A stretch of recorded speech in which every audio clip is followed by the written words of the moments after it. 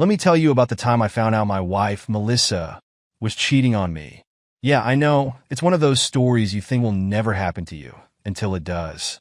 We had been together for over a decade, married for nearly 10 years, and I genuinely thought we were solid. We had our ups and downs like any couple, but I never saw it coming. And that's the kicker, isn't it? You never see it coming. It all started when my best friend, Michael, hit me up out of the blue one evening. He invited me out for a drink, which wasn't out of the ordinary, but I could sense something was off in his voice. Michael and I have known each other forever, so I can read him pretty well. We met at this quiet little bar, and after some small talk, a couple of drinks, he finally dropped the bomb on me. "I need to tell you something, man, and you're not going to like it," he said, staring into his beer like it had all the answers. I braced myself. At first, he hesitated, like he didn't want to be the one to rip my world apart, but he pushed through. He told me he had seen Melissa at a restaurant. Not a big deal, right? But she wasn't alone. She was with some other guy, and Michael swore it didn't look innocent. Then he hit me with the worst part. He saw them kissing. And it wasn't one of those casual, friendly pecks you see between close friends. No, this was different. He knew it, and I could tell just by the way he was telling me that it was bad. I can't even describe how I felt in that moment. It was like someone took a baseball bat to my chest. My first instinct was to deny it, to tell myself it was a misunderstanding, that there was no way Melissa would do that to me. But at the same time, I could feel this pit forming in my stomach. A part of me knew Michael wasn't lying or exaggerating. He wouldn't do that to me. I went through a whirlwind of emotions. Anger, confusion, betrayal. How could this be happening? Melissa and I had built a life together, and she was out there kissing some random guy behind my back. How long had this been going on? Was this a one-time thing? Or had I been a complete fool for who knows how long? I couldn't help but replay every interaction with her over the past few weeks, trying to figure out if there were signs that I missed. Every smile, every kiss, every time she came home late or acted distant, it all started to feel like pieces of a puzzle that I hadn't been smart enough to put together. But I'm not the type to act without thinking things through. My first instinct wasn't to confront her. Not right away, at least. No, I wanted to bide my time. Let it simmer. I figured the best way to handle this was to be strategic. If I was going to blow up my marriage, I wanted to make sure I came out on top. The revenge fantasies started swirling in my head almost immediately. I wasn't going to let her get away with this. But, man, I had no idea how to make her pay in a way that would feel even remotely satisfying. The days that followed were the worst, pretending like everything was normal when I was dying inside. Every time she smiled at me, I wanted to throw up. I couldn't even look at her without picturing her with that guy. And she had no clue that I knew. She kept going on with her life like nothing had changed, like she wasn't lying to my face every single day. But the worst part? I still loved her. Or at least I thought I did. I was angry, sure, but there was this part of me that didn't want to believe she could really do this. I kept telling myself maybe Michael got it wrong. Maybe he misinterpreted the whole thing. But deep down, I knew the truth. Then about a week later, Melissa dropped a bombshell of her own. We were having dinner, just the two of us, and out of nowhere, she starts talking about open relationships. I almost choked on my food. I mean, we were married for a decade, and she decides to bring this up now. At first, I thought she was joking or trying to be edgy, but nope. She was dead serious. She started rambling on about how modern couples were exploring open marriages and how it could be refreshing for us. Refreshing? The woman was out there screwing around behind my back, and now she wanted my blessing to keep doing it? The nerve. It hit me like a truck. This was her way of covering her ass. She wasn't happy with just one guy. She wanted to have her cake and eat it too. And she thought I was so stupid or so spineless that I'd go along with it. I felt this wave of disgust roll over me. She was trying to manipulate me, to twist things around so that her affair didn't seem like cheating anymore. It was brilliant in a twisted way. Instead of admitting what she'd been doing, she wanted to rebrand it as something progressive. What a joke. I wanted to explode. I wanted to stand up right there, flip the table, and tell her I knew everything. But I didn't. I swallowed the rage, kept my face as neutral as I could, and agreed to it. That's right, I told her it was a good idea. I could see the surprise flicker across her face for a split second, but she recovered quickly and smiled like she had just won a prize. In that moment, I knew exactly what I was going to do. You see, By agreeing to her little open relationship idea, I had bought myself time. Time to come up with a plan that would completely destroy her. This wasn't just about getting even. I wanted to make sure she felt every ounce of pain she had put me through. And trust me, I had some ideas brewing. But that's for later. Right now, all I had to do was pretend like everything was fine, while quietly setting the stage for the ultimate revenge. She had no idea what was coming. She thought she had outsmarted me, that she was in control. But if there's one thing I've learned, it's that people like Melissa always think they're the smartest person in the room, until they're not. After agreeing to Melissa's absurd open relationship idea, I knew I had the upper hand, and the clock was ticking. The question wasn't if I was going to get my revenge, but how. Melissa had no idea what was coming. It wasn't enough to just catch her cheating and call it quits. I wanted her to feel the same betrayal she'd thrown at me. So I started planning, and I started with Sarah. Sarah and Melissa had been best friends for years. You know, the type that shared everything.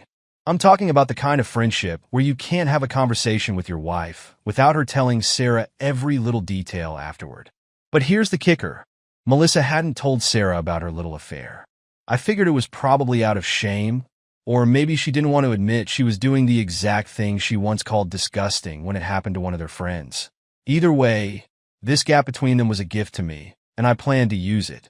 I knew if I played this right, Sarah could be my way in and possibly the ultimate blow to Melissa. So, I arranged to meet Sarah for coffee, spinning some bullshit story about how I wanted to talk about Melissa's proposal for an open relationship. Sarah didn't hesitate to meet up. I think part of her was genuinely curious and maybe a little protective of her friend. She probably thought she'd be playing therapist to me or something, helping me open my mind to the idea of letting my wife screw other guys. Yeah, no thanks. We met at this cozy little cafe, the kind of place that feels intimate but isn't too loud. Perfect for what I was about to do. As we sat down and ordered our drinks, I could tell Sarah was already itching to dive into the conversation.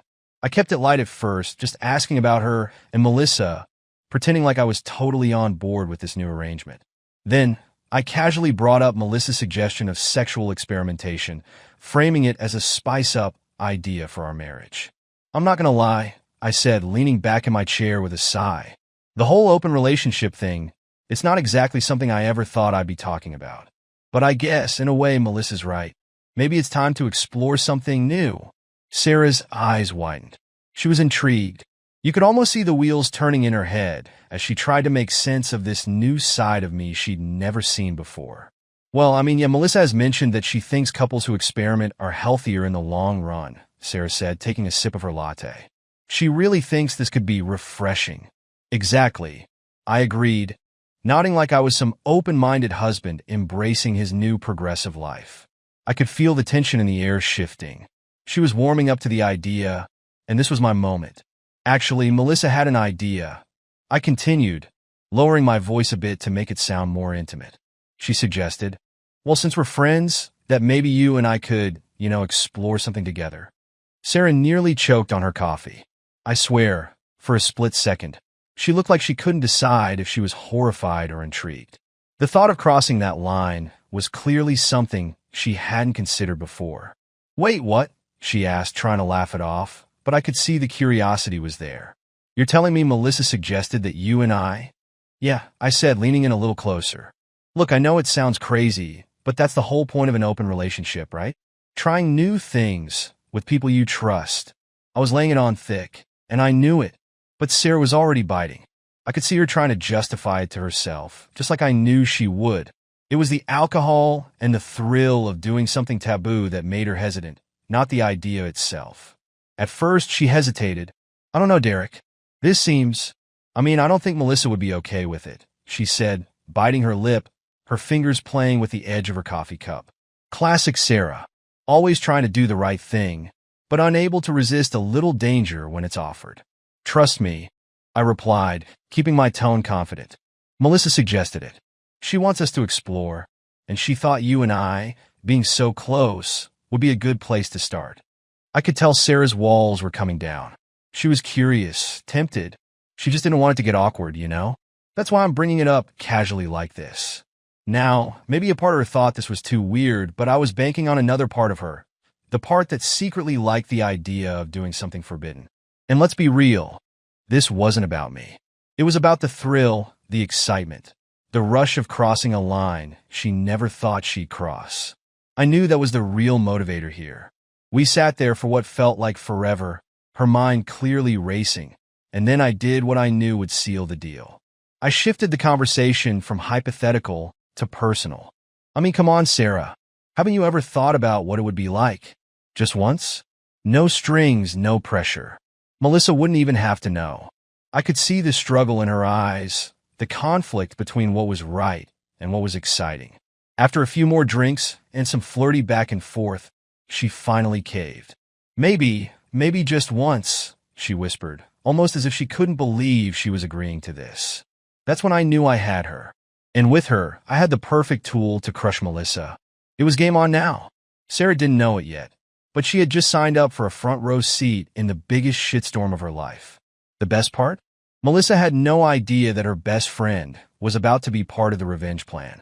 I could already picture it, the fallout, the destruction of their friendship, the betrayal that would hit her twice as hard as it hit me. I smiled at Sarah, thanked her for the chat, and left the cafe knowing that I had just set the stage for my next move. Melissa thought she was smart, playing me like a fool, but she was about to learn a hard lesson in what happens when you push someone too far. All I had to do now was wait for the perfect moment to strike. And trust me, when the time came, it was going to be glorious. Now that I had Sarah locked in and the stage set for Melissa's ultimate betrayal, it was time to deal with the other half of this twisted equation, her lover. I wasn't about to let him walk away without a taste of the chaos he'd helped create. He thought he was smart, sneaking around with another man's wife, probably thinking he'd never get caught. But he was about to find out what happens when you mess with the wrong husband. I brought Michael into the loop again. He had already proven he was down for whatever, and this next step was going to require some finesse. You see, Michael had some useful connections, people who could find out things others couldn't. I didn't even know the guy's name at this point, but with a few phone calls, Michael tracked him down. We learned enough to put my next plan into motion. We set up a meeting under the guise of a friendly chat. The guy had no clue what he was walking into. Michael made it seem like it was just a casual get-together, nothing suspicious, just a couple of guys catching up. When we showed up at the bar where we arranged to meet him, I immediately sized him up. He wasn't anything special, tall, fit.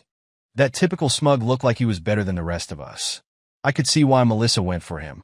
He had that polished, charming vibe, but I could tell he was the type to crumble when real pressure was applied. And that's exactly what I intended to do. We exchanged the usual pleasantries, ordered some drinks, and I sat back, letting Michael take the lead. The whole time I kept my cool. The last thing I wanted was to tip him off. It wasn't time for confrontation, not yet. First, we had to make sure he understood the situation. Michael, smooth as always, started dropping subtle hints. He didn't come right out and accuse the guy, but he danced around the subject, bringing up random things that only someone in the know could pick up on. He mentioned certain dates, talked about a restaurant Melissa and this guy had been spotted at. Each time, I could see the guy's posture shift slightly, his body stiffening as it dawned on him that we weren't just there for beers. At one point, I caught the guy glancing at his phone, probably wondering if Melissa had texted him, or maybe just itching to get out of there. That's when I leaned forward, locking eyes with him for the first time in the conversation. You know, I said, my voice calm but heavy with meaning, we've got this weird situation going on. Seems like my wife has been a little too friendly with someone lately. His face went pale, and I knew he understood exactly what I was saying. But before he could deny it or even open his mouth, I continued, don't get me wrong, I'm not here to cause a scene. That's not really my style. I paused, letting the words hang in the air for a moment. But there's something you need to know. See, I'm aware of an upcoming date you've got planned with her. A little rendezvous that's not going to happen. He blinked, visibly caught off guard. What are you talking about? He finally asked, trying to play dumb. But the crack in his voice betrayed him. He was nervous, and he should have been. Michael jumped in at this point, leaning back casually but with a deadly seriousness in his tone. We're not asking, he said. We're telling. You cancel that date, and you stop answering her calls. If you don't, things are going to get uncomfortable for you. And trust me, you don't want that. The guy fumbled for his drink, trying to hide the fact that his hands were shaking. It was almost pathetic how quickly his confident facade melted away. He could sense we weren't messing around, that this wasn't some idle threat. I knew he was trying to weigh his options, but the truth was he didn't have any. The only move he had left was to back off and hope I didn't take this any further. For a few tense moments, he didn't say anything, just sat there with that deer-in-the-headlights look. Then finally he nodded. Yeah, all right, he muttered, clearly uncomfortable. I won't show up. I won't answer her anymore. I could already see the gears turning in his head. He wasn't just afraid of me and Michael. He was probably starting to realize how deep he was in this mess. He had no idea what else I had up my sleeve, and the fear of the unknown was eating at him. Perfect. With that confirmation, Michael and I exchanged a brief glance. We'd accomplished what we came for, and I knew I had just taken the first real step toward the total collapse of Melissa's little fantasy world. The guy left the bar in a hurry, practically tripping over himself on the way out. Watching him go, I couldn't help but feel a sense of satisfaction. Melissa had no idea the storm that was about to hit her. I could already picture her sitting alone, waiting for this guy to show up, completely clueless that her perfect little affair was crumbling right before her eyes. As we finished our drinks, Michael chuckled. Man, did you see his face? He looked like he was about to piss himself. I laughed too, but there was still a heavy weight in my chest. This wasn't over. Sure, confronting the guy was satisfying, but it wasn't enough. I needed more. Melissa wasn't going to get away with this that easily. This was just the beginning. On the drive home, I couldn't stop thinking about what came next. The revenge, the destruction of her trust, everything I'd been planning. It all felt so close yet so far. But knowing that Melissa's lover had been scared off was a small victory. She was about to experience a whole new level of frustration, and I was going to enjoy every second of it. Now that the guy was out of the picture, it was time to turn up the heat on Melissa. I could already see her sitting there, confused and frustrated, wondering why her lover hadn't shown up. Maybe she'd start doubting him. Maybe she'd even start doubting herself. The irony was almost too sweet. But this was only the beginning of her troubles. What came next was going to tear her world apart, piece by piece. And I wasn't just going to sit back and watch. I was going to be right in the middle of it, making sure every second of her downfall hurt as much as possible. I'll never forget the night everything finally came crashing down. It was the night I'd been building toward for weeks, and to be honest, I hadn't been this excited about anything in a long time. Melissa, completely unaware of the storm I was about to unleash, had headed out for her date like everything was business as usual. She thought she was going to spend another evening with her lover, probably playing me for a fool while pretending her little charade of an open relationship was something I'd actually bought into. What she didn't know, of course, was that her boy toy wasn't showing up. He was probably too busy trying to keep his pants dry after our little conversation with him. Meanwhile, I had my own plans for the night, and they didn't involve sitting around sulking while she cheated on me. Nope. I was done being the passive, clueless husband. I had set the scene perfectly. After sending Melissa off with some half-hearted kiss and a phony smile, I called Sarah over. She showed up, clueless as to what was about to go down. She thought we were going to have some fun under the umbrella of this new, open relationship idea Melissa had pitched. I could tell Sarah was still a little unsure about the whole thing, but that hesitation melted away soon enough once the wine started flowing. I made sure the place was set up just right. Candles flickering, soft music in the background. It was romantic, intimate, all the things Melissa probably thought she had exclusive rights to in our marriage. But tonight, those things belonged to me and Sarah. We talked, laughed, drank a little more wine, and pretty soon the conversation started drifting toward more personal topics. The tension was thick, and I could tell Sarah was just waiting for me to make the first move. And so I did. Things escalated quickly. One second we were sitting on the couch talking about nonsense, and the next we were tearing into each other like teenagers at a house party. Clothes came off, inhibitions dropped, and we ended up in bed, wrapped up in the kind of passion that was more about revenge than lust. It wasn't about Sarah. It never was. This was about Melissa, about taking something from her, about letting her know that she wasn't the only one who could play dirty. And wouldn't you know it, right in the middle of it, the front door opened. Melissa came home earlier than I expected, probably because her little romantic evening with Loverboy had fallen apart. I heard the door click, followed by the sound of her heels on the hardwood floor. The funny thing was I wasn't even panicked. No rush to cover anything up, no shame, no guilt. I wanted her to see this. I wanted her to walk in on me, to feel the same betrayal I had been drowning in for weeks.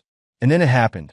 The bedroom door swung open, and there she was, standing in the doorway, her face contorting into an expression I'll never forget. It was a mixture of shock, disgust, and pure, unfiltered rage. Her mouth hung open, eyes wide with disbelief. She probably never thought in a million years that I would be capable of something like this. But there I was, in bed with her best friend. "What the fuck?" she screamed, her voice shaking the walls. Sarah, completely caught off guard, scrambled out of the bed, grabbing her clothes and trying to cover herself up. She looked like a deer in the headlights, not knowing what the hell to do. "Melissa, I didn't. I'm so sorry," she stammered, her face flushed red with embarrassment. She couldn't even meet Melissa's eyes.